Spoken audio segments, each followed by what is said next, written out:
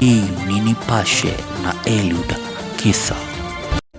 Naam, mtazamaji wetu wa RTV, karibu nikupashe habari zetu za mchana wa leo, ikiwa ni tarehe 26 mwezi wa Machi mwaka 2024. Na kwanza kabisa tunaanza na vidokezo. Naam, karibu. Gavana wa Nakuru Susan Kihika amekuwa hayupo kwa umma kwa takriban miezi mitano na hivyo kuzua wasiwasi miongoni mwa wakazi wa kaunti hiyo. Wakazi wa kaunti ya Nakuru walikuwa wameelezea wasiwasi wao kuhusu kutokuwepo wa gavana Susan Kihika kwa umma kwa takriban miezi mitano. Hata hivyo, gavana huyo alitumia mitandao yake ya kijamii kuonyesha miradi ya maendeleo chini ya utawala wake.